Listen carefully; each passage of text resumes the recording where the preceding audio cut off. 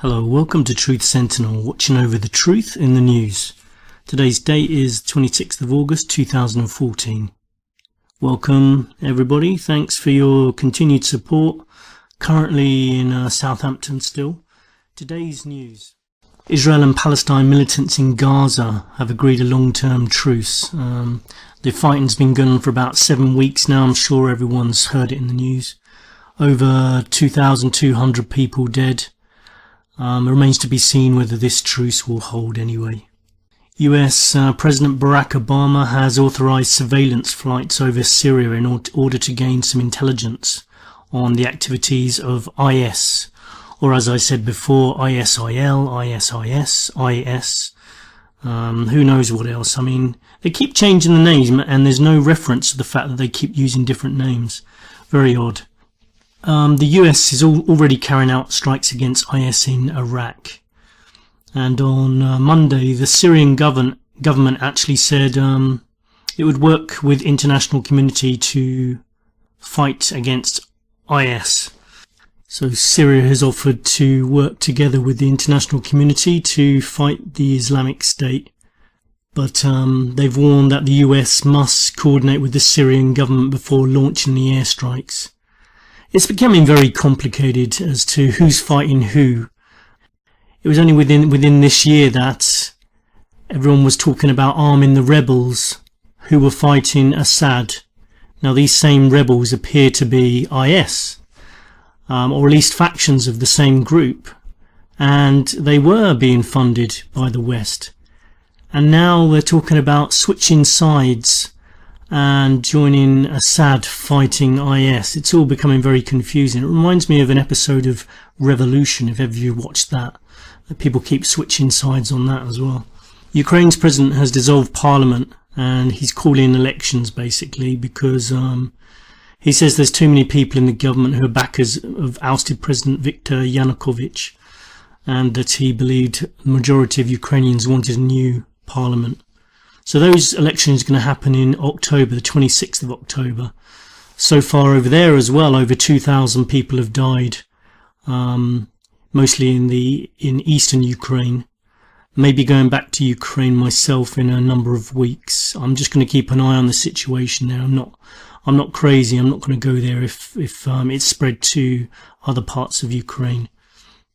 Scotland's Alex Salmond and Alistair Darling have clashed in their TV debate over here in the UK ahead of the referendum as to whether Scotland should split from the UK. I hope that whichever way they vote, the will of the people is respected, but still the media circus is as nauseating as any political campaign. Hundreds of people have attended the funeral of the black teenager killed by police in Ferguson, Missouri. People at the Friendly Temple Baptist Church sang and prayed and remember the life of Michael Brown.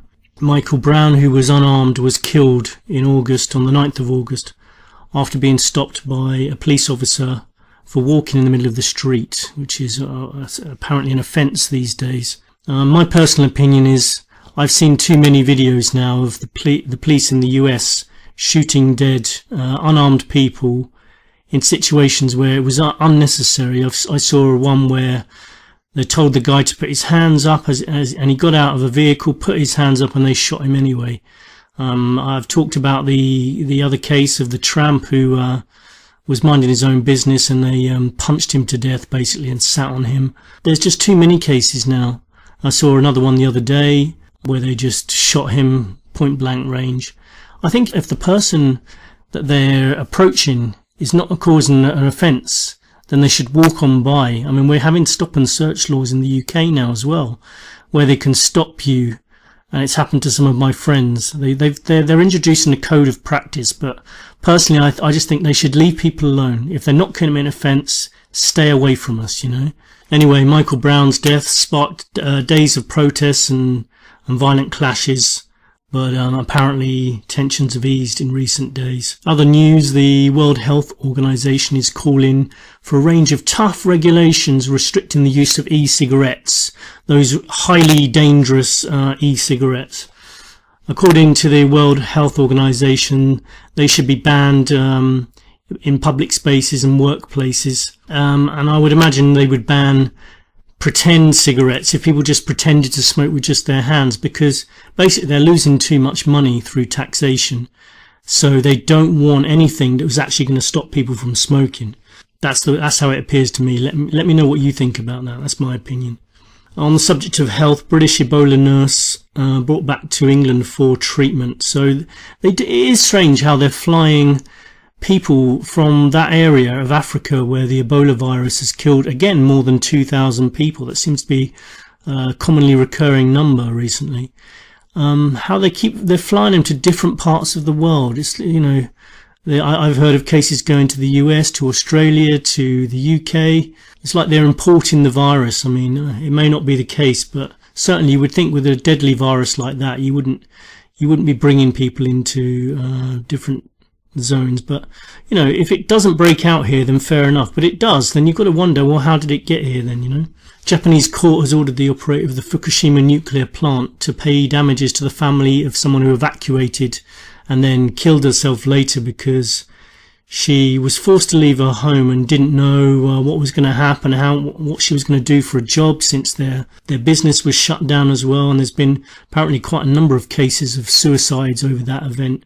I hope to be able to talk about the Fukushima disaster in next week's episode.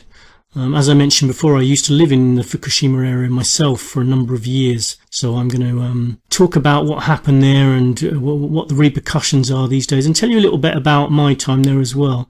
Not that it'll cast too much light on the incident, but maybe just about the mentality there. Maybe things seem to have gone very quiet on the UK government child abuse scandal.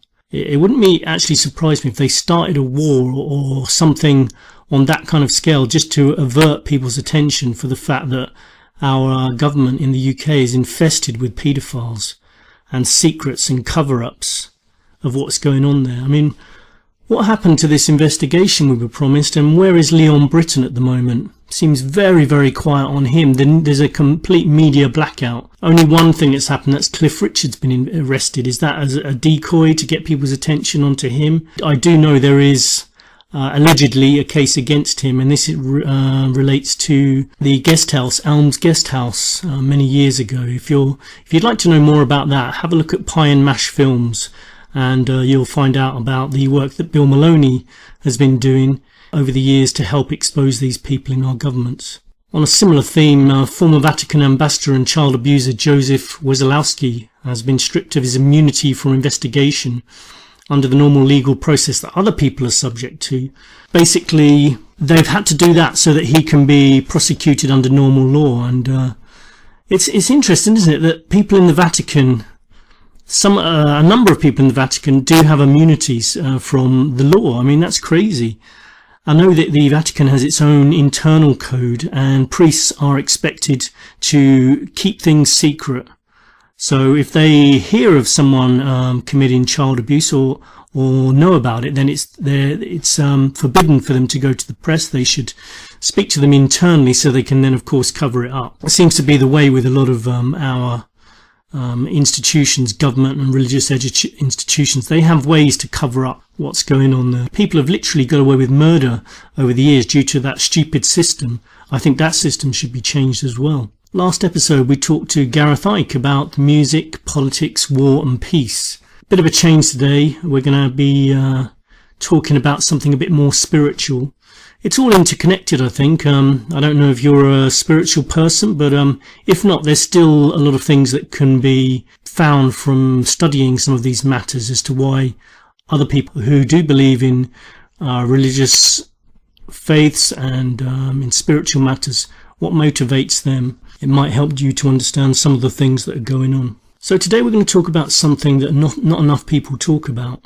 I mean, people are often so immersed in their own lives, they often neglect to ask themselves, what is this all about? What is this life about? Why are we here? Is there a spirit world? Is there an afterlife? Maybe as people get older, they might start to think that, but, we don't spend an awful lot of time looking at it or studying it. I mean, the afterlife, the concept of a realm in which people's souls go after their bodies have died. I mean, there's very different ideas of the afterlife, but the common factor is that some part of people's soul goes on to another world, in contrast to the belief that there is oblivion and nothingness after death. And in some views, obviously, the individual may be reborn into this world and begin a life cycle over again, so reincarnation. We're also going to talk about angels. What are they? Do they exist? Angels, often thought to be of humanoid form with feathered wings on their back and halos around their heads. That's found in a lot of various religions and mythologies. They're seen as more friendly celestial beings who act as go-betweens between heaven and earth, or as guardian spirits or guides, maybe, sometimes protecting and guiding human beings and carrying out God's work. We're also going to talk about darker angels and entities, including one character that you may know about, the Mothman. Mothman was a moth-like creature, like a giant one, seen in the Point Pleasant area of West Virginia from November 1966 to December 1967. And the first newspaper report was published in November 1966, titled "Couples See Man-Sized Bird Creature Something." You may have also seen the movie, The Mothman Prophecies, with Richard Gere, which was based on John Keel's 1975 book, The Mothman Prophecies. There was a case in 1966 when there was about 5 men digging a grave in a cemetery in West Virginia, and they saw a man-like figure fly low from the trees over their heads. And that's one of the first sightings, but it was seen by quite a large number of people. So that's what gives it more credence as a story, is that there was, in that case, there was 5 people. There was a couple driving along in their car.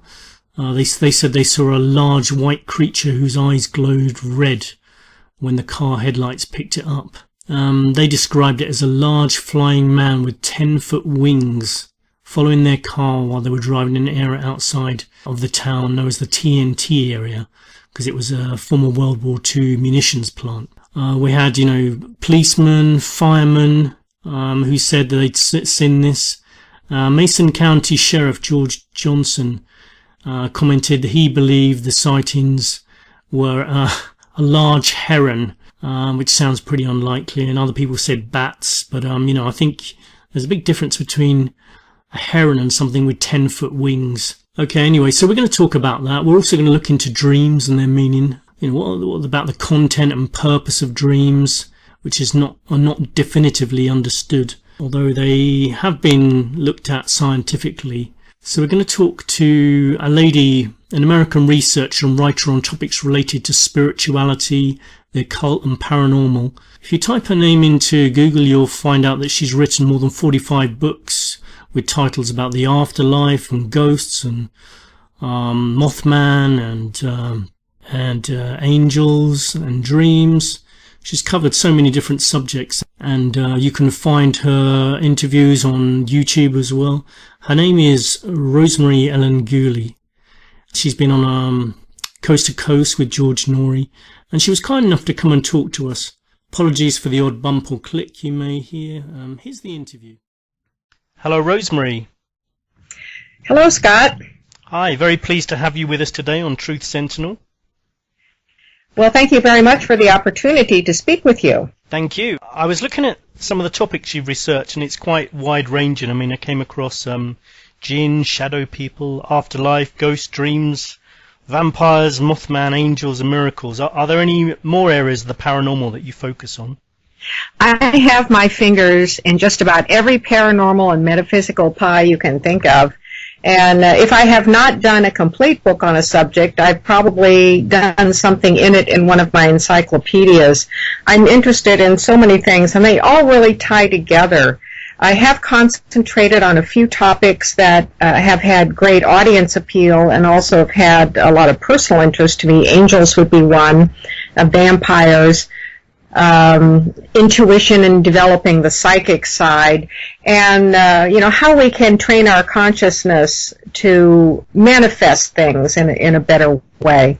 I've always been interested in divination and clairvoyance, and I also do a lot of paranormal investigation, and that involves people's problems with paranormal phenomena, when entities come and occupy spaces and even attach to people. So I characterize my work as A to Z, angels to zombies, and everything in between, and that it covers both the light side and the dark side. I've always felt from the beginning of my career that it's important to be educated about both sides. And the dark side especially holds a lot of fear and uncertainty for many people, and yet that's often where we need the most education. I had some technical difficulties at this point and lost some of the recording. So let's pick it up again when we're talking about Mothman and how it affected the town where it first appeared. There wasn't a single family untouched by the deaths. And with that, everything came to a stop, including sightings of Mothman. And nothing quite like that has ever taken place again, even though people say they've seen Mothman or dark shapes that they interpret as Mothman. Mothman then gained a reputation as being a harbinger of doom, and my personal feeling on that is that's a projection from people.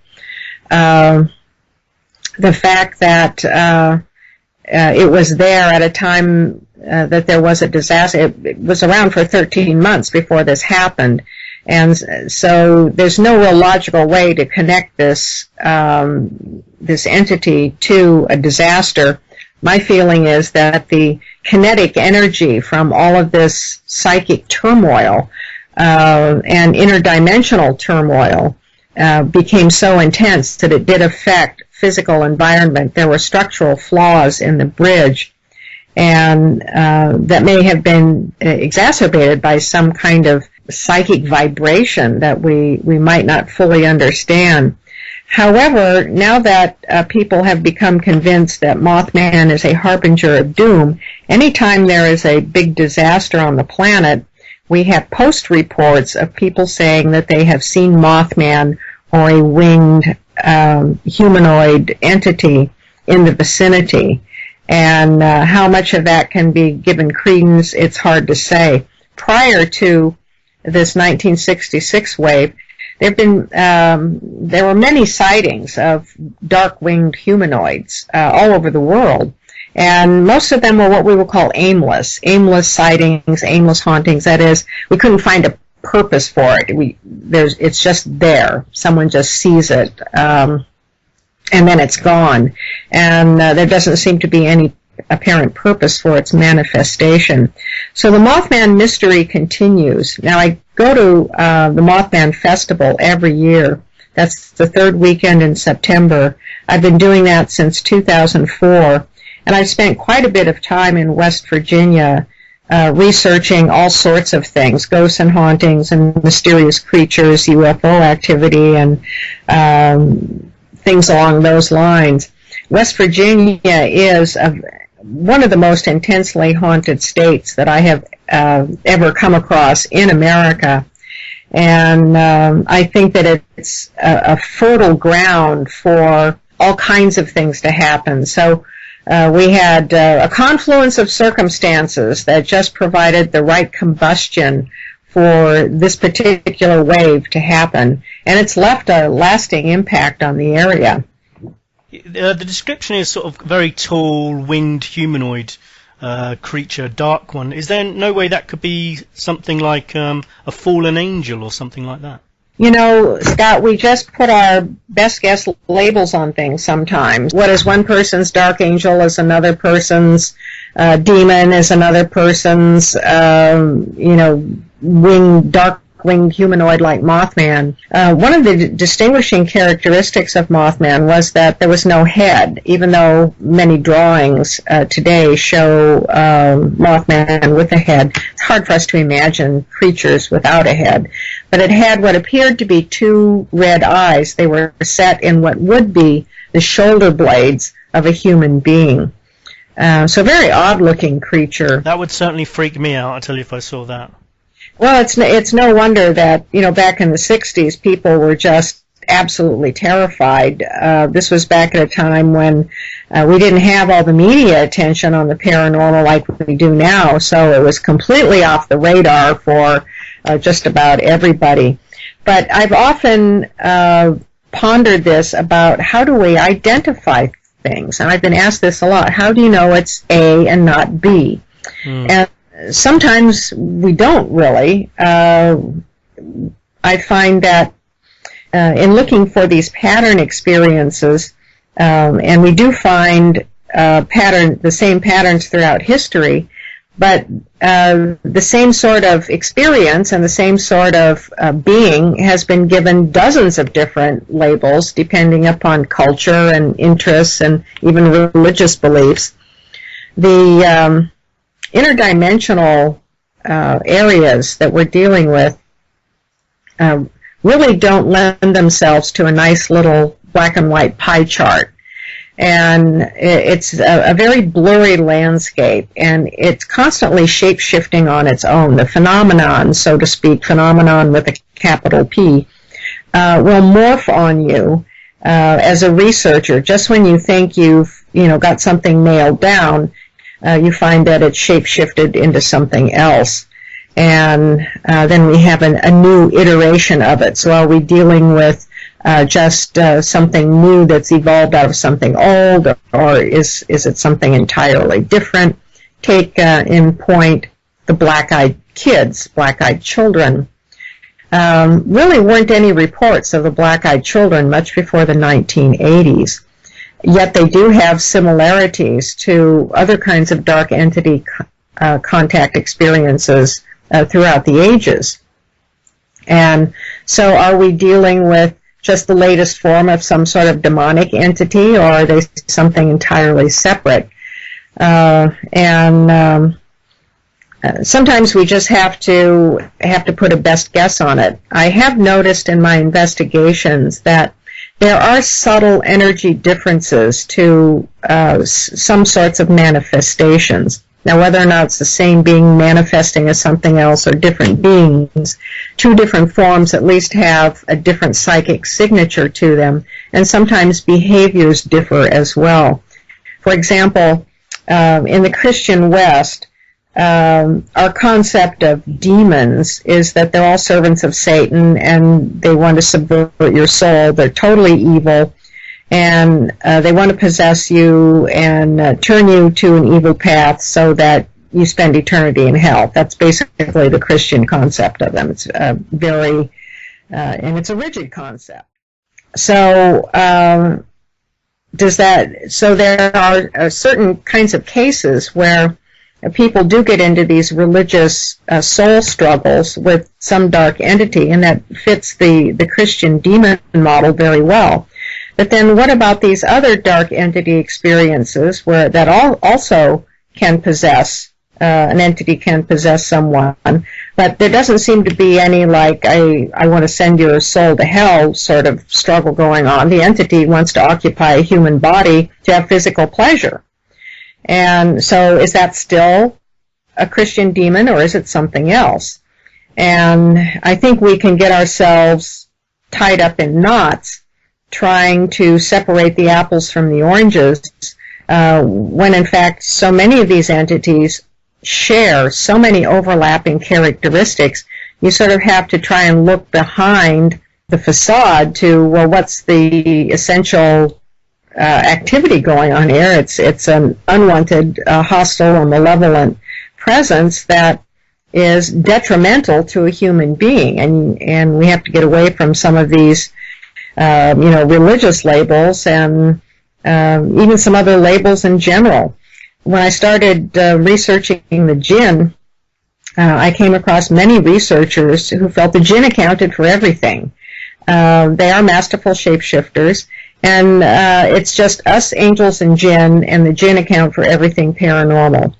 And that's a radical shift for most of us in the West to accept.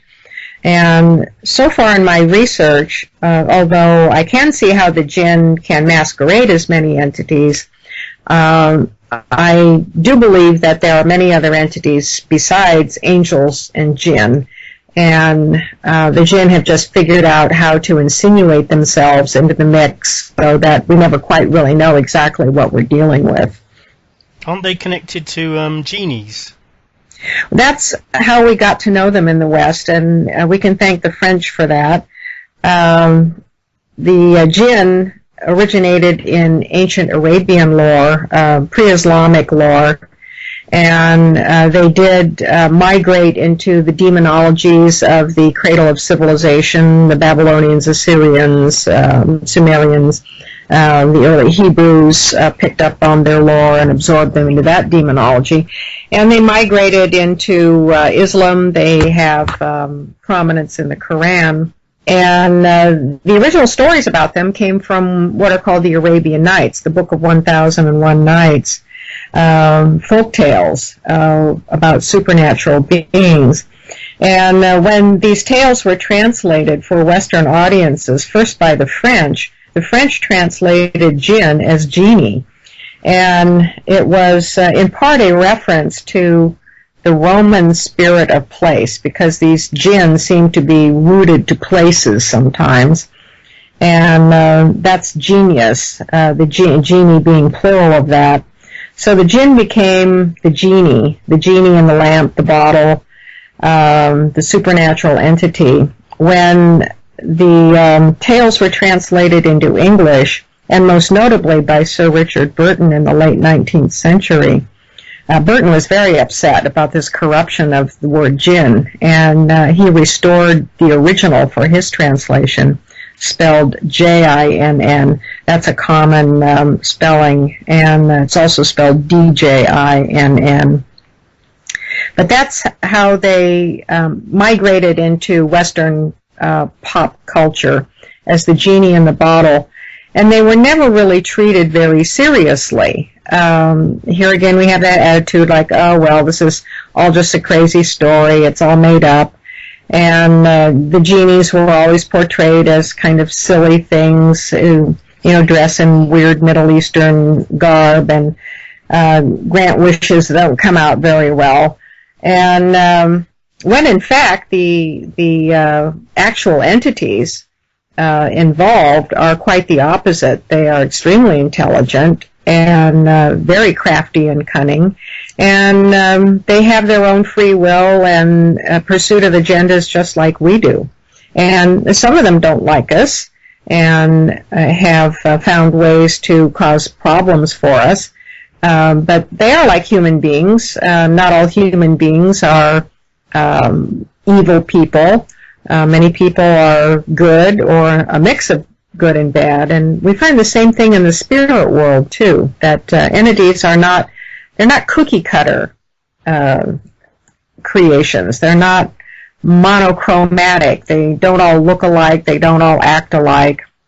They don't all have the same dispositions.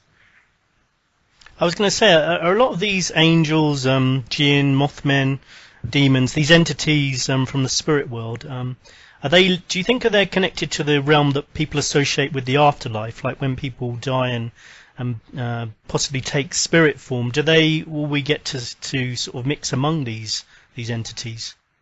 There does seem to be, well, in terms of like communicating with the dead. Let me answer it from that perspective first. When we attempt to communicate with the dead, we get into another situation where how do we know exactly what we're dealing with? Even when we hear voices on recordings that sound familiar to us, or the communicator provides personal information pertaining specifically to us. We think we're talking to dead people we know, for example.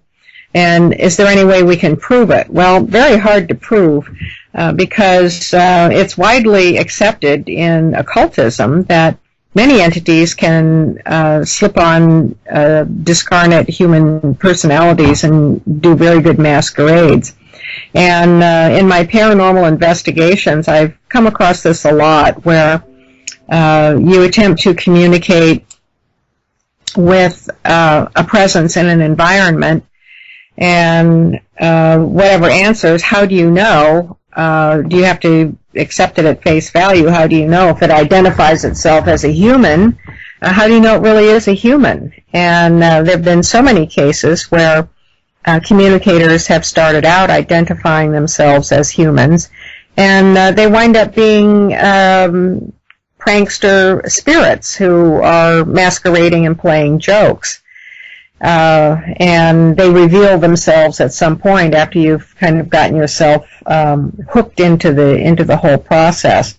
Whether or not the dead have congress with any of these other entities from their abode in the afterlife, off the top of my head, I can't think of communications addressing that question.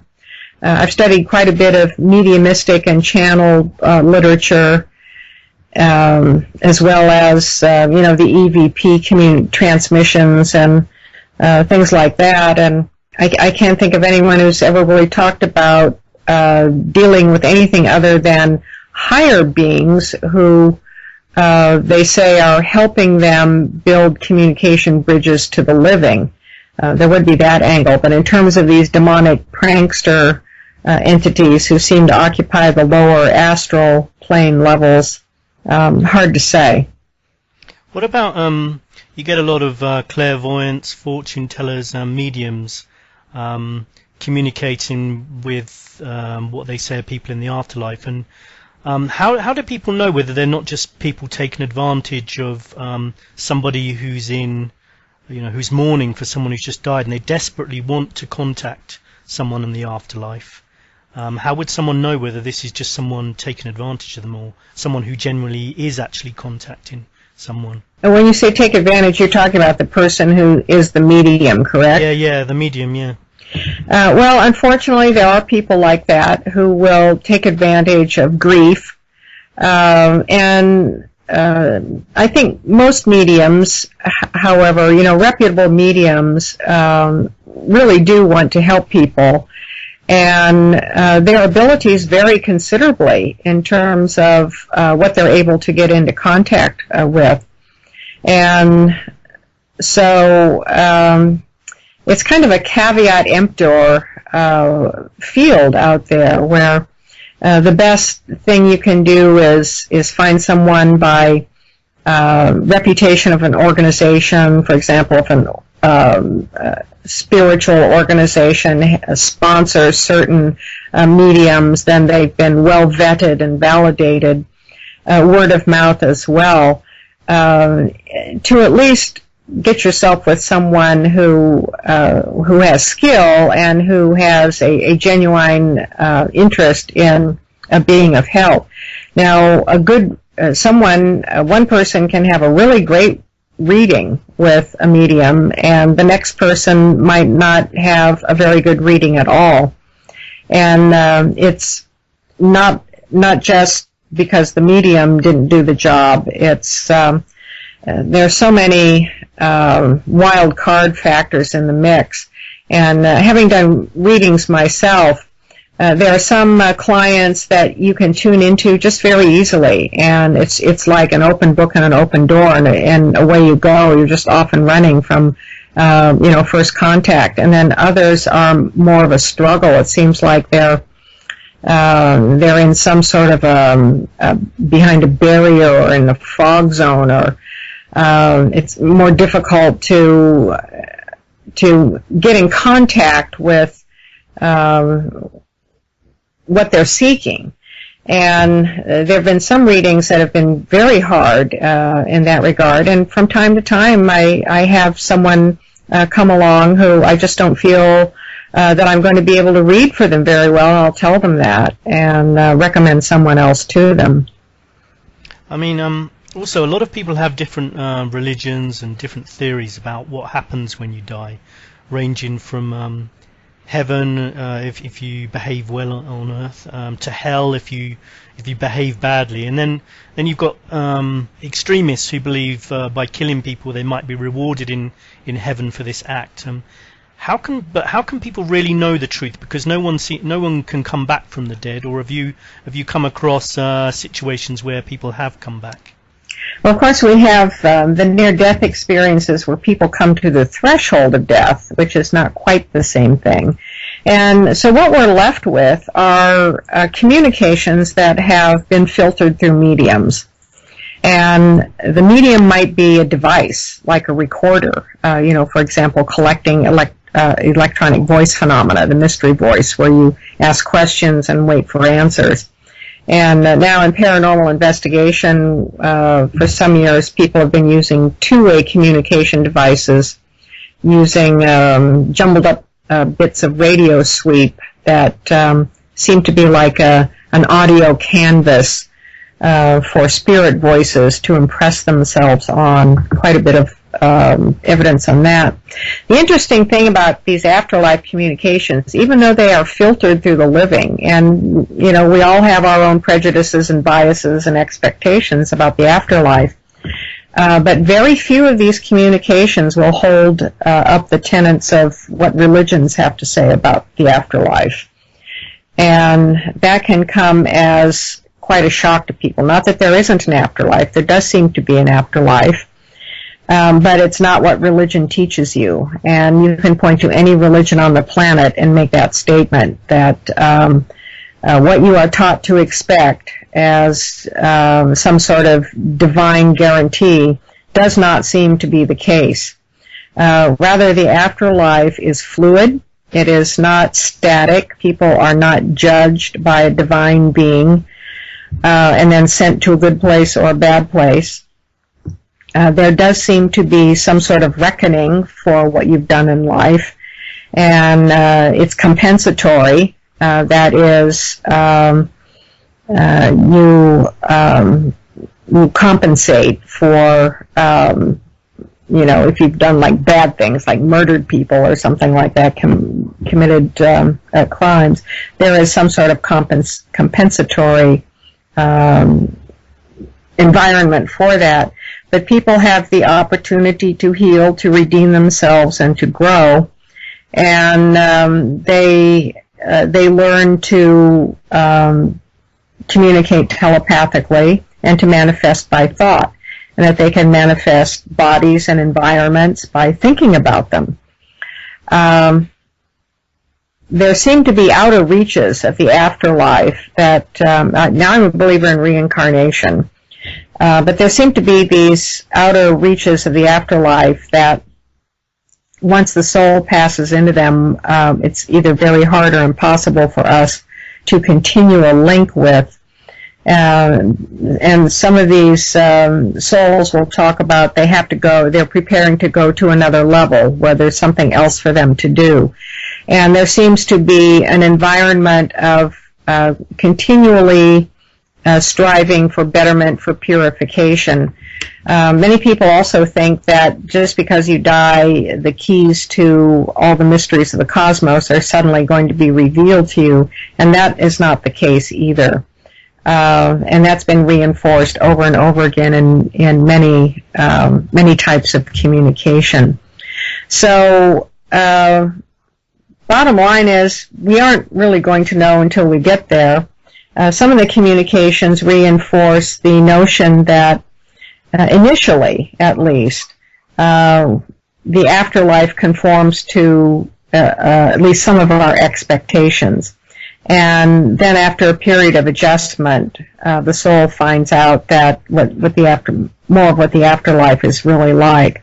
So there does seem to be a transition period where people go to a place that's familiar to them, and they are met by other deceased people that they know and by spiritual helping beings, whether you want to call them angels or something else, but high-level spiritual helping beings who help the soul become acclimatized to the afterlife.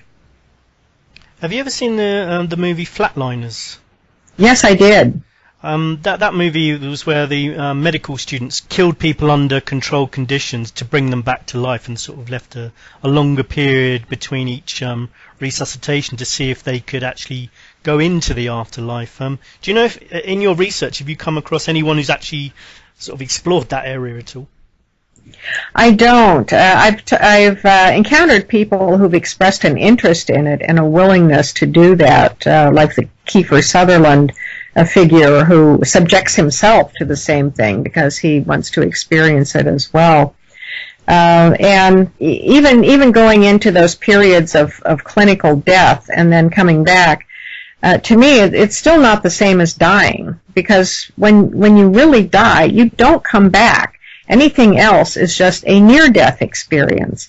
And how much of a near-death experience, how much of that is going to reveal the true nature of the afterlife is uncertain.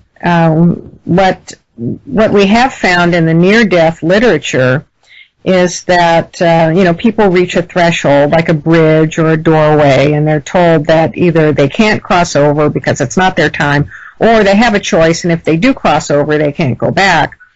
And some of them report certain kinds of experiences.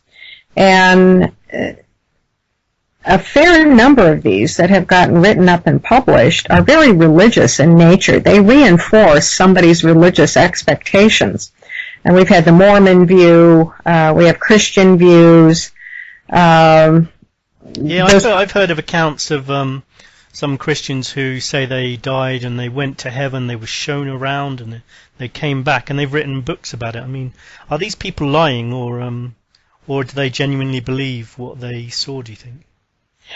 I think for the most part, there's such a body of literature on the near-death experience that yes, I think some people do get glimpses of the afterlife, or they're told certain things. And some of it may be for the purpose of coming back and disseminating the information to people, much like the prophet Enoch was taken up into heaven and given a grand tour of all the layers of heaven and told, dictated, God dictated a bunch of books to him and told him to go back and teach people about these things. So some of it may be instructive for that. But I have seen a few cases where I thought somebody's quote-unquote near-death experience was kind of propaganda for a certain religious message, or perhaps they had an experience that they put that spin on. That what they encountered there conformed with what they had been taught religiously.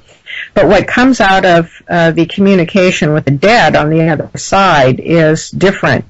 And over again they stress that religion doesn't matter over there, and that you're not going to be rewarded or punished according to religion.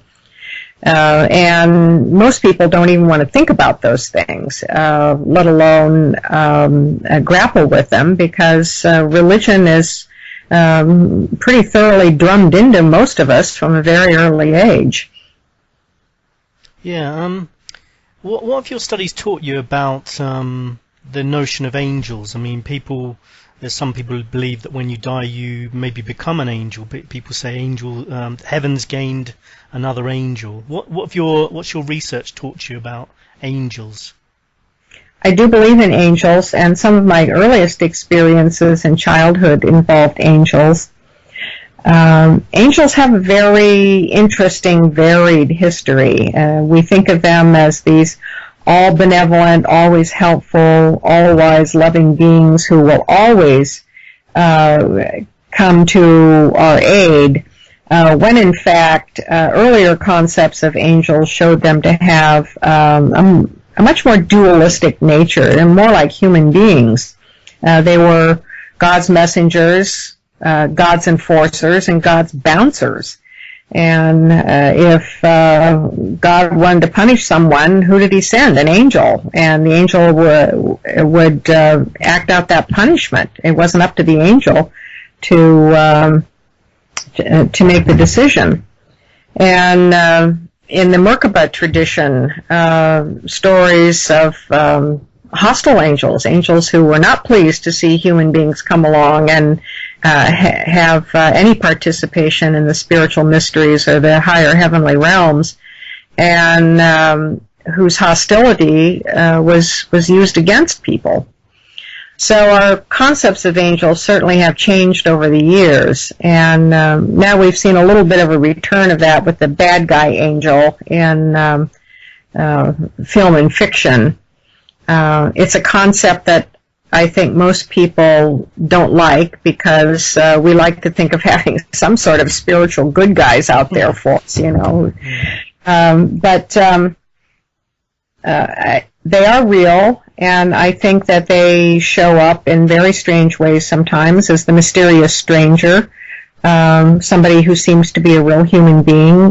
These seems to be like imminent rescue cases where a person is in a true serious crisis, and someone will mysteriously show up and save the day, and then just as mysteriously disappear and not have leave any means for tracking them down. Yeah, I mean, angels are considered far more positive entities. People like the idea of angels. It makes them feel sort of safe and comforted. Do you think that people do have guardian angels assigned to them, or are there spirits that move around with people and help them in a positive way? I do, and I think that we have at least one such guardian being who's with us from birth to death, and maybe even from lifetime to lifetime. And there are others who come and go, depending upon what our interests are, what our life challenges are. There seem to be all kinds of spiritual teachers, and whether or not they would fall into our classification of angels or not, sometimes it's hard to determine. The bottom line is they seem to be higher level beings, more refined vibrationally, more refined spiritually, who are able to be in our sphere of energy and life and be available for help. They don't seem to assert themselves in any sort of dictatorial way. But they are available, which is why it's so important to spend time in prayer and meditation, because that's when they become more available to us. I think it's up to us to make our own decisions, and we can certainly get counsel and advice. So many cases in the saint literature, for example, of saints who had angels who, when asked, provided all kinds of counsel and advice. But ultimately, we have to make our own decisions. And what the angel does is provides an energy and a connection that will help us remain oriented toward the best possible choices, the best possible paths. Have you, in your research, come across any recorded cases of people seeing angels, and what did they look like, if so? Many cases of people seeing angels, and I've seen them myself. More often I've felt them, and that's what most people experience, is a sense of a presence. But their energy is so intense. It's a light energy, and you literally cannot look directly at it. It is so intense, it's blinding. And the times that this light has manifested around me, I have to look away. And I'm told that this light even is stepped down quite dramatically just to be able to fit itself into the third dimensional physical environment. And I have come across other descriptions, independent descriptions, the same from other people who have had similar experiences. I have never seen beings with wings. I think that's more of an artist construct through the ages to represent a being who has the ability to navigate to the higher planes. When I have seen them visually, they have been just intense pillars of light, but it's a communicating light, and my recognition of it is that it is an angel. Now, sometimes these pillars of light will identify themselves with a particular name, and sometimes you just know that it's an angel that's present. And for a reason. I mean, these beings don't drop in just to, entertain us. It's a response to something, to a need of ours. you think part of that need is to feel safe and comforted? I mean, you often see pictures of angels standing by people's beds when they're sleeping, and it's a very comforting thought to feel like you could go to sleep because your guardian angel's standing at the foot of your bed. Where does that come from, do you think? Well, certainly we do like to call upon angels when we go to sleep because sleep is the little death, and we're vulnerable when we sleep. And so the idea that we can be fully protected when we sleep is very comforting to most people. Interestingly, that's also one of the states of consciousness that we are most likely to have an angel encounter or any kind of spiritual encounter. The dreaming consciousness really breaks out of the physical bounds of space and time even, and gives us access to other dimensional realms where these sorts of encounters are more likely to be had. And even Plato recognized that. He called dreams the between states, the place where we go to meet the gods, so to speak, that we wouldn't have these encounters in waking consciousness, but in dreaming consciousness we can have them. And so many people do have experiences, lucid dreams or dreams, or even sort of twilight waking visions in that hypnagogic state, where they sense angels around the bed or even see them. And there have also been cases of angel healings during sleep that have been reported in the medical literature. People who have experienced, for example, a marked remission of a serious illness, and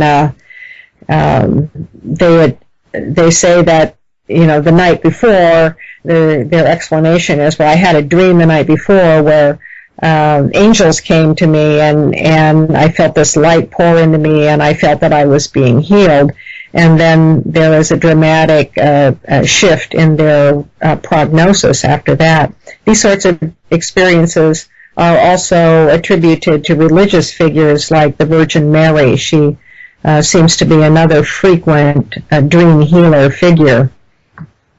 Yeah, I mean, have you come across any other ideas as to what the purpose of dreams may be, whether they serve some kind of function? Because it does seem very strange that, you know, you can go through your day and then you have a dream, and you can see that certain parts of your day have affected your dream, and certain emotions you may have been feeling, like anxiety, can crop up in dreams. Do you think it serves some kind of purpose? I certainly do, Scott, and I've been interested in dreams my whole life because of psychic dreaming in my family. And at a very early age, I was probing the dream world via sending and receiving messages, astral travel, and things of that sort. So dreams have always had spiritual importance to me. They have multiple functions, and one is just to keep us on an even keel, stable. Most of our dreams deal with our daily anxieties, our emotional life, how we feel we're doing in life. And dreams reflect that back to us, as well as provide information for how to, solve issues and problems. When life gets out of balance, dreams will confront us with that. Even in nightmare situations. Then there's another level of dreaming that's highly spiritual, that connects us to God, where people feel they have a direct connection to God, if nothing more than to be impressed with the fact that this connection exists. And this has a permeating effect on someone's life and consciousness after having one of these very, very powerful dreams. So these otherworldly figures can come into our dreams. We can have initiations with spiritual masters. We can have encounters with angels and religious figures. Even Saint Ambrose talked about lucid dreaming, and knowing that you're dreaming while you're dreaming, and the experience seems real. We can have visits with the dead. One of the books I wrote is called Dream Messages from the Afterlife, which is about real meetings with the dead that happen during dreaming consciousness, meetings that otherwise would not be able to take place. The dreaming consciousness is the bridge. And then we have another level of dreams, which seems to be the connectivity among all human beings. And science has demonstrated that when people are deprived of their rapid eye movement sleep, which is where most but not all dreaming takes place, then their health begins to suffer. And it starts out with low-grade chronic stuff, but if it's prolonged, then people can deteriorate quite a bit. So there's a health reason for our dreams, but we also share the dream landscape with others. And when people start talking about their dreams, they discover that they have the same dreams as other people, sometimes even on the same night, and may even lucidly dream together. So it brings us to some very interesting concepts of how are we dreaming life, and how is our dreaming life interwoven with our daily life? How do these two aspects of consciousness play off each other in terms of the manifestation of events in waking consciousness? Do we dream things into being? And so, yes, they have quite a bit of importance. Montague Ullman, who was one of the leading dream researchers, he did pioneering work in establishing that dreams are telepathic back in the 1960s. And he wrote some very interesting papers on the importance of dreams to the survival of the species. That if we did not have this interconnectivity in our dreams, it would be detrimental for humanity as a whole. And I subscribe to that view as well. Yeah, I mean, sometimes it's hard to know the difference between reality and dream. I mean, if you dream you're flying and you seem to be able to consciously control where you're going, that's actually happened to me once before. Is that a dream or is it an out-of-body experience? There's an overlap between the two, and we can go out of body when we dream. In fact, in some respects, it could be argued that all dreams are out-of-body experiences. And when we are lucid, we often have a sense of being out of body. You can have lucid dreams without feeling like you're literally out of your body. Most out of body, if you're dreaming and feel yourself exit your body, you're usually lucid. So there's a crossover here that you can lose it on the fine points, trying to distinguish one from the other. But lucidity is a state of dreaming where the dreamer can exert varying degrees of control over the dream. Some people have a great deal of control, and other people don't. They might lose lucidity as soon as they try to control things. But the research indicates that the state of lucid dreaming can be enhanced. People can teach themselves how to have more time in lucid dreaming. But some people, they're going to be the Mozarts of the lucid dreamers, and the rest of us are going to be playing chopsticks, but we can still improve ourselves. And that this state of dreaming also has a great deal of benefit for healing, self-healing in dreams, and for opening up creativity in profound ways. Yeah, I was going to talk to you about that. I mean, on a related subject, sort of daydreaming, or rather sort of visualizing an event to help manifest it. I know you've done some research into that. Is it connected to positive thinking? I mean, visualizing something good to happen to sort of manifest a miracle in your life? It absolutely is. People have underestimated the power of thought to manifest. And the whole concept of daydreaming sounds like, well, you're just kind of wool gathering, or, it's fanciful thinking, wishful thinking, never really goes anywhere. But it depends on how you direct your thoughts and with what intensity. And it's taught in metaphysics that manifestation happens first on the mental plane. You have to think it first before it can even become concrete reality. And a great deal of our thoughts, we have thousands and thousands of thoughts throughout the course of a waking consciousness period, and a lot of them just go spinning off into the ethers. But if we concentrate our thought and combine it with visualization and emotional intensity, and we can sustain that over a period of time, it does shift reality in profound ways. Now, we have collectives to deal with, too, so it's not like you're going to do a makeover on yourself and suddenly become, overnight, something else. But we can make significant changes in not just the circumstances of our lives, but the opportunities that are going to be opening to us in the future, or how we make decisions. If you stick to that practice as part of your plan of living, it does have a positive effect. You will have better opportunities. You will, quote unquote, be luckier in terms of things working out for you the way you would like them to. But it also requires a great deal of spiritual grounding and not being materialistic. If you're greedy and materialistic and all you want is, for example, a pile of money so you can play, well, you probably could manifest that if you tried hard enough, but it wouldn't enrich your life spiritually. It would be better for you to envision yourself in some as having abundance around you, or always having what you needed. And actually, it's more important to be healthy than wealthy, because without health, wealth means very little. Have you come across any research that shows whether TV, movies, and things like that can affect our thoughts and dreams? Well, they certainly do, because we are heavily influenced by the media, and for better or for worse. If we see it on the screen, we believe it, even if it's fiction.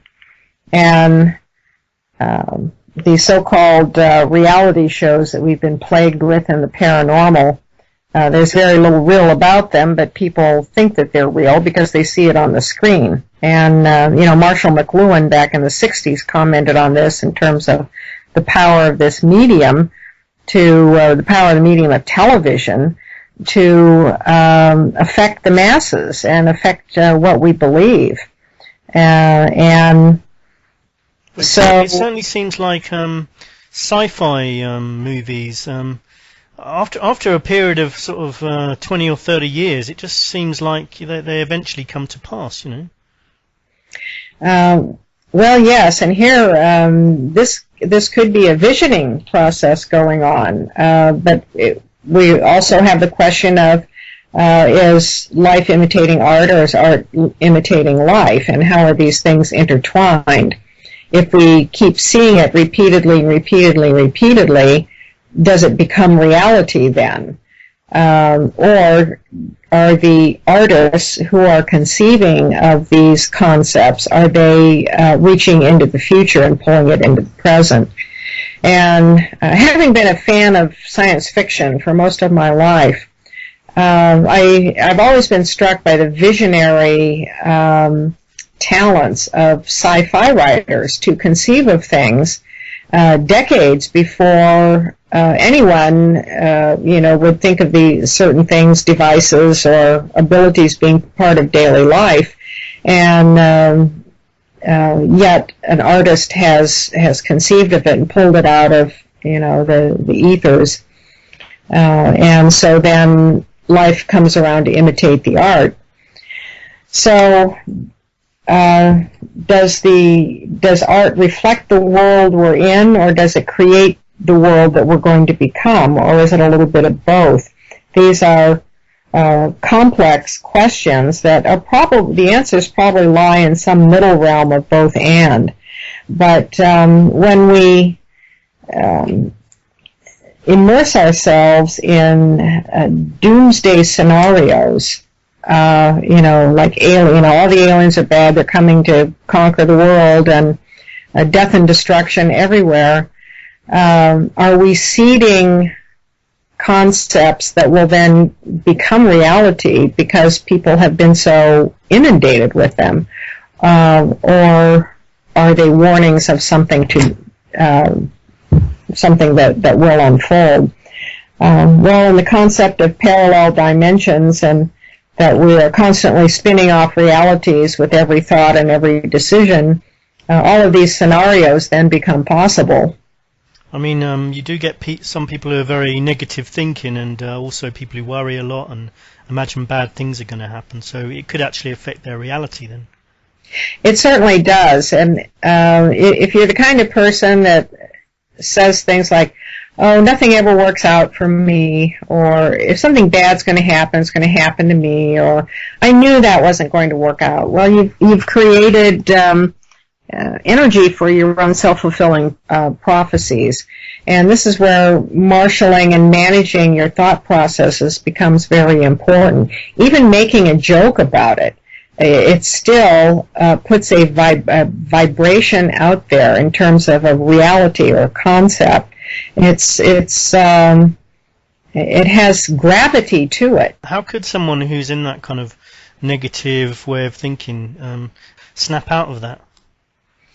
Well, one way of doing it is to be more mindful of your thoughts and to police them better. And that when you catch yourself thinking that way in some sort of self-deprecating or detrimental way, to visualize that thought, crumble it up, let it go, disintegrate it, and replace it with a better thought, something that might even be the complete opposite. Now, where things like visualization and affirmation don't take hold very well for people is you really have to believe it deep in your being. And just saying those things has a much more limited effect than when you can really incorporate it deep into your own belief system. You have to really believe it. And this emotional energy, the power of the emotional energy, we find that all throughout metaphysics and magic as well. This is an energy that drives manifestation. And even psychic energy runs on emotion.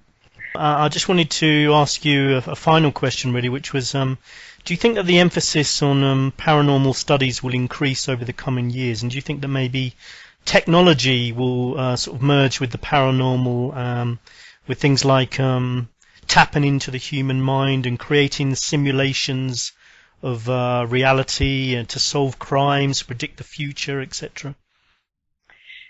The speed at which these things can happen depend a lot upon the ability of organizations and scientists to have plentiful resources available for research and study.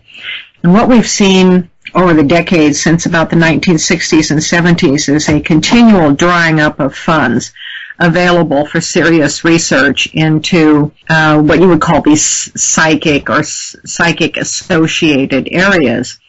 And to the point where qualified scientists and technical experts who would like to pursue things feel that it's even a career killer to do so, even if they could find the backing and the funds. So it's really been left up to independent researchers who have varying levels of skills and finances to pursue their own independent inquiries. And I think that's going to continue and probably pick up as more people become interested. But we're still seeing a serious lag on the institutional end. I guess that's another example of how the powers that be can control people's education into topics like this. Just take away the funding. Yes, and whether or not that's been deliberate or not, one of the problems in parapsychology has been the emphasis on results. And in other words, what are the practical applications of proving that certain psychic things exist? And that's where the research really falls down. We can prove that telepathy exists. We've even proved in parapsychology that psi exists, psychokinesis and clairvoyance and things like that. But what do we do with it? And what are the reliable applications? Well, there aren't any reliable applications because these abilities are so subjective. They play out differently in different people. And this topic has been debated for quite some time. It's like, where are the applications? Some years ago, I participated in some tests called the Gansfeld test. And it was a telepathy test that was in a laboratory. And the short of it is you sit in a chair in a soundproof room with your eyes open but covered so that you don't actually fall asleep. And someone outside the room, a computer randomly picks an image, and someone outside of the room sends that image to you telepathically, and then you're scored on how well you pick up on it. And thousands and thousands of these tests were done with rather remarkable results, even to the point where they discovered a marked pattern that people would dream the target image 2 or 3 nights in advance, even though a computer picked it at random right before the test began. But when it came to applications, and I interviewed Dr. Charles Honorton, who really spearheaded most of the research on that, and he was at a loss for, we don't know what the applications are. And he had this funding to do these tests at the laboratory, and he did endless reiterations of this test until the funding ran out and the laboratory closed. And so we're sitting around with a pile of statistics and no applications. And that's where the whole psychic realm has been. It's been a stepchild of science with nobody knows how to grapple with it because it doesn't fit into the conventional scientific model. Hopefully we'll find some ways to get around that so that we can have an increase in studies that are well funded and well conducted. Let's hope so, yeah. Just one final thing before we finish today, and it's changing the subject a little bit, but still interconnected, and maybe might be a prelude to another conversation in another interview someday. But I know you've studied a lot about the paranormal world and witchcraft and maybe satanic rituals as well. I wondered if you ever see stuff on TV or on like music videos. There's been a lot of talk of certain pop stars using symbolism. Do you ever notice stuff like that when you're watching videos and TV? Well, I confess that I stopped watching music videos a long time ago. Most of them got to be too disturbing for me. Yeah. I was going to say architecture and like in London we have all kinds of gremlins outside people's houses and just things like that. It's the symbology of satanic symbols and witchcraft. Well, there are all kinds of symbols used in architecture and in the media, yes, and I have heard that about the rock stars as well. I think some of it's for shock value more than anything. And some of the symbols are more, they're magical symbols or chemical symbols, and they really don't have an intrinsic good or bad to them. They represent a power or force or some sort of concept. And there are others that have more of a darker association. So like the gremlins you're talking about, them you might be referring to gargoyles, which gargoyles, which are monstrous-looking things, but their true purpose is to keep away the evil spirits. It's something that's worse than evil spirits to keep the evil spirits out. So they actually have a protective function. Okay. Well, they don't. Yeah. So it just shows you that not everything that looks good is good, and not everything that looks bad is bad.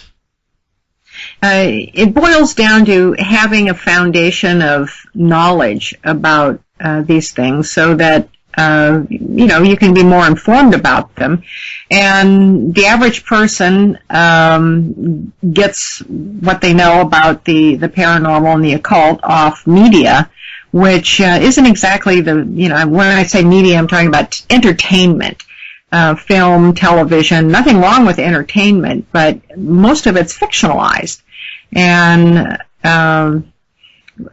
most people don't stop to think that these things go a lot deeper, and they have quite a bit of intertwining in daily life. Yeah, well, thanks very much for sharing your knowledge with us today. Really appreciated you coming on and talking to us, and maybe come back again sometime in the future with whatever new project you're working on and let us know about what's going on. I'd be happy to, Scott. Thank you so much. It's been a very interesting conversation. It has indeed. It has indeed. I mean, like I said, we could talk about each of these topics for hours. Unfortunately, we don't have time today. But Rosemary, if people want to find out more about your some of the work you've done, the books you've written, and maybe I know there's lots of videos on YouTube. I mean, where should they go if they want? Have you got a website or a place people can go to? My main website is visionaryliving.com. I have a library of articles there from many of the books that I've written. You can subscribe to my free monthly e-newsletter, Strange Dimensions, and I have my monthly calendar of events posted on the homepage as well. If you want to learn about the jinn in particular, I have a whole website devoted to them, and that's jinnuniverse.com. That's spelled with a D-J-I-N-N, universe.com. And I have hundreds of postings now from people all over the world who've chimed in with their experiences, and that site is quite an eye-opener. Thank you so much for coming on. Have a great day. Thank you very much, Scott. You too. Thanks a lot then. Goodbye. Bye-bye. So many thanks to Rosemary. Hope to speak to her again. We talked about maybe doing a show on positive thinking, as there's plenty to be depressed about in this world, and it would be nice to look at ways of changing the way we think so we can see hope rather than despair. I'm going to bring the show to an end now. Remember, blind belief in authority is the greatest enemy of truth. Albert Einstein. And just to remind you, I've added a donations button to the About section on the YouTube channel. Feel free to support us if you can, if you'd like to do your bit for standing up to our governments. We're non-profit. In fact, we're making a loss at the moment. People who donate over £30, even if it's not all at once, so that you could do £5 one week, £2 another. After you've got to the £30 mark, send me an email and you'll get sent a Truth Sentinel t-shirt. It may take a bit of time, but they're on their way from Ukraine at the moment. Should be here within the week. On the back is the Einstein quote. On the front is the Truth Sentinel logo. You can see photos of it on if you go to YouTube. Sorry, if you go to Twitter. If you go to Twitter, you can see some photos of the actual t-shirts and the design. If you donate less than £30, say £5 or something like that, then you'll get a mention on the show anyway as an official sponsor. We are looking for official sponsors as well. So if you're a company that produces anything that's related to truth or truth seeking, or things like political t-shirts, activist groups, preppy stores, that kind of stuff, then get in contact, for a very, very nominal amount, even just a percentage, you can advertise on this channel. I want to keep everything free on here for listeners. If you're short on cash in this economic crisis, completely understand. You can help in another way. Share the links and the playlist. Help find guests. If you've got a lot of followers on Twitter, tweet the link if you like to show. It's very much appreciated. I really would like to increase the amount of listeners. I like that it's a small, intimate group at the moment, but it's a bit like the overpopulation myth. There's actually room for more people as well, and it's good to spread the idea that we can change the world. That's what I'm hoping to do. We can change the world peacefully. It will take a bit of time, but we have a lot of power. These are only a small amount of people that are making our world a worse place. We can do something about it if we all get together. This show is about spreading tolerance, looking for peaceful but revolutionary radical change to make a better society, because I think people have become very used to how our society is. But think how it could be. What would you do if you got into power, for example? If you and a group of your friends took over a government, what would you do? What laws would you change? I can imagine, if you're a half-decent people, the world would be a much, much different place within a couple of years, I don't mean the kind of change that Obama talks about. I mean, I actually tweeted some of the promises he made and the lies and the current situation of some of his promises. I may put that up on this episode, some of the tweets, because sometimes when I get some time during the week, I tweet out some sort of more political messages, and I make a few graphics. So I might put them up on today's episode, the ones I've done so far. I'll occasionally do that. I can't do it every episode because I've still got other work commitments at the moment. Finally, thanks again to Denise for your donation, to Kieran P with his help with promotion. I'm hoping to get a t-shirt to him. Do come and say hi. If you'd like to come and say hi, get in contact on Facebook, Twitter, or email scottsentinel9@gmail.com. Type in Truth Sentinel on any of those platforms and you should find us, or Scott Sentinel sometimes. Topics coming up in future episodes could include time travel, religious cults, any news events that need addressing, parallel universes, the control of scientific fact and history, shows that we support are Hagman and Hagman, Freeman Fly, Mark Cocking, John Gary, David Icke, any of those shows, Alex Jones of course, many others actually, but those are the ones I can think of at the second. Hope you have a good week. Thanks very much for listening. Please again, if you are an authority on any particular topic, please contact us again, scottsentinel9@gmail.com. Thanks once again for listening. Take it easy. Catch you later. Goodbye.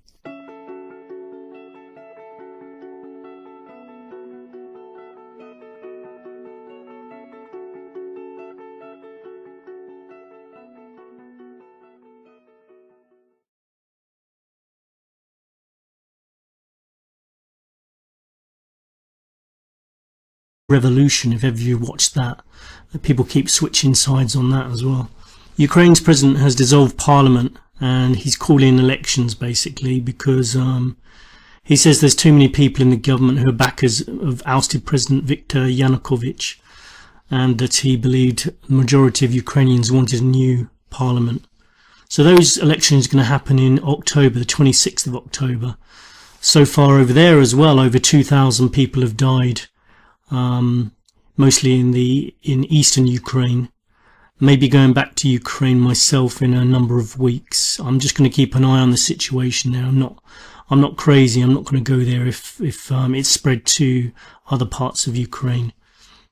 Scotland's Alex Salmond and Alistair Darling have clashed in their TV debate over here in the UK ahead of the referendum as to whether Scotland should split from the UK. I hope that whichever way they vote, the will of the people is respected, but still the media circus is as nauseating as any political campaign. Hundreds of people have attended the funeral of the black teenager killed by police in Ferguson, Missouri. People at the Friendly Temple Baptist Church sang and prayed and remembered the life of Michael Brown. Michael Brown, who was unarmed, was killed in August, on the 9th of August, after being stopped by a police officer for walking in the middle of the street, which is apparently an offence these days. My personal opinion is I've seen too many videos now of the police in the US shooting dead unarmed people in situations where it was unnecessary. I saw one where they told the guy to put his hands up and he got out of a vehicle, put his hands up, and they shot him anyway.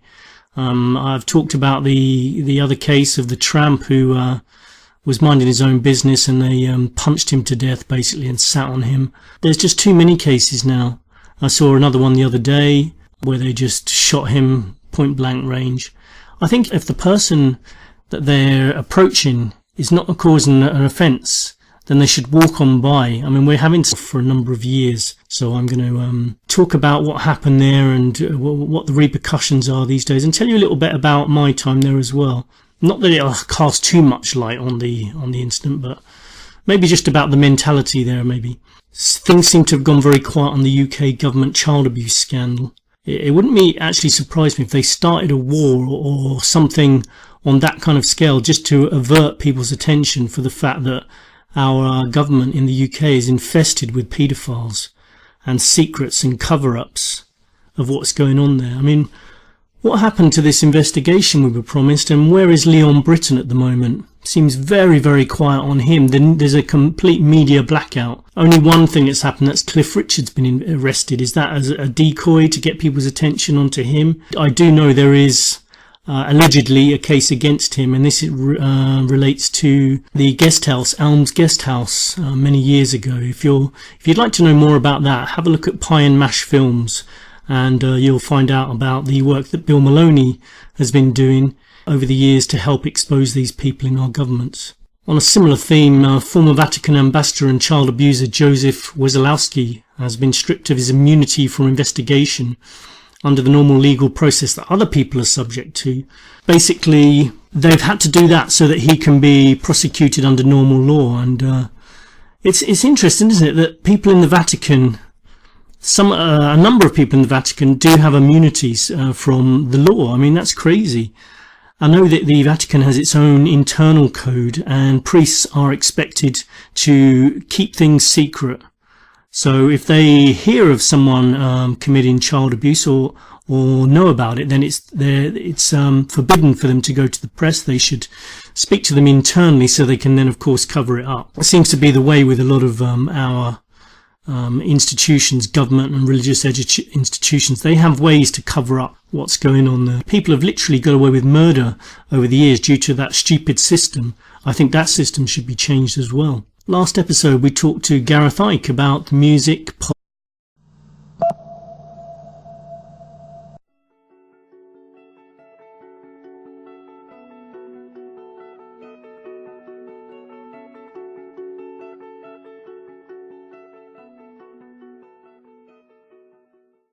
Hello, welcome to Truth Sentinel, watching over the truth in the news. Today's date is 26th of August 2014. Welcome everybody, thanks for your continued support. Currently in Southampton still. Today's news.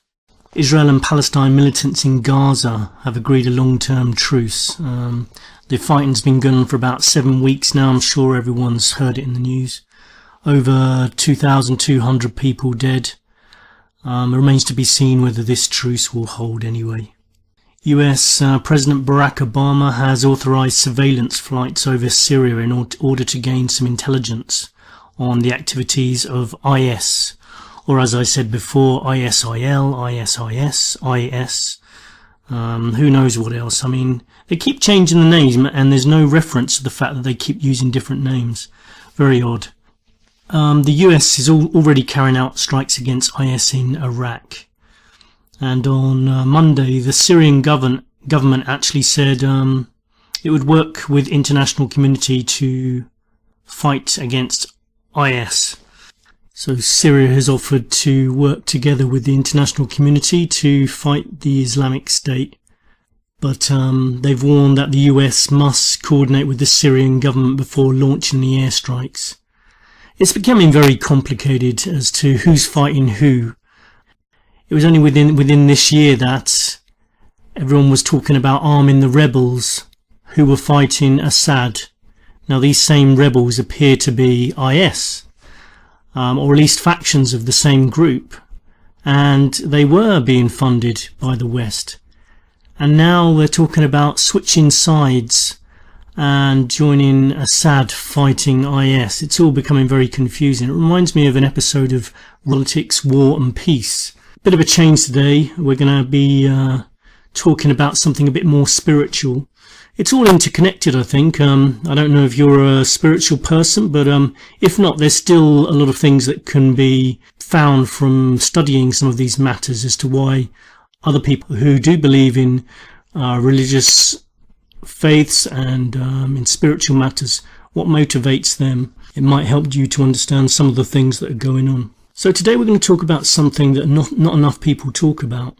I mean, people are often so immersed in their own lives, they often neglect to ask themselves, what is this all about? What is this life about? Why are we here?